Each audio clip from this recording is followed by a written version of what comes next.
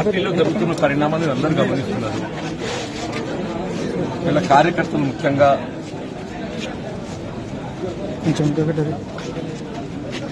అంటే వాళ్ళు ఏ విధంగా మనస్తాపానికి గురైన వాళ్ళు ఏ విధంగా బాధ వ్యక్తం చేస్తుండ్రు, కార్యకర్తలు ఏదైతుందో ఈ రెండు ఎన్నికల్లో కూడా ఆతిథ్య ఫలితం పొందలేని పరిస్థితులు కొంత వాళ్ళంతా బాధతో ఉన్నట్టు పరిస్థితులు.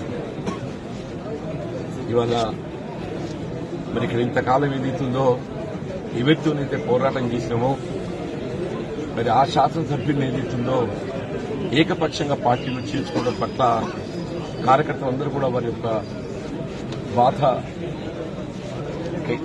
వాస్తవంగా పార్టీ బలోపేతం అనేది ప్రధానమని చెప్పండి.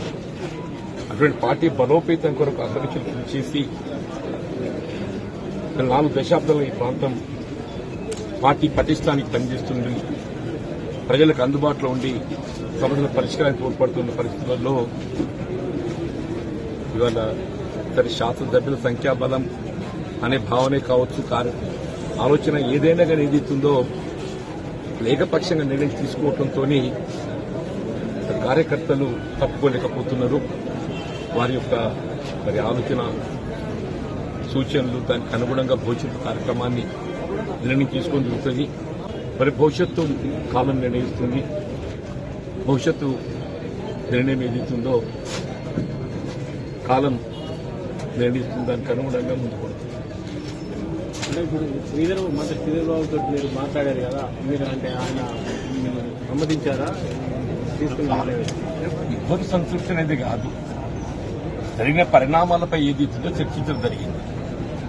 జరిగిన పరిణామాలపై చర్చించడం జరిగింది.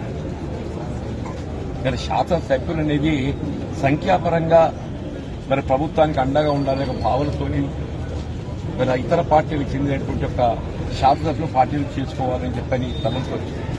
కానీ ఆ చేరిక అనేది ఆ ప్రాంత కార్యకర్తల యొక్క మనోభావాలను కూడా గౌరవించాల్సినటువంటి బాధ్యత పార్టీపై ఉంటుందని చెప్పని నేను భావిస్తాను. చెప్పండి, దశాబ్ద కాలం తెలంగాణ రాష్ట్రం ఏర్పడినప్పటి నుండి కూడా మరి ఈ ప్రాంతంలో కాంగ్రెస్ పార్టీ బలోపేతం కొరకు కృషి చేసినటువంటి కార్యకర్తల మనోభావాలకు భిన్నంగా కేవలం శాసనసభలో సంఖ్యాబలం అనే యొక్క భావంతో చేసుకోవడంతో వీళ్ళ కార్యకర్తలు అభిమానులు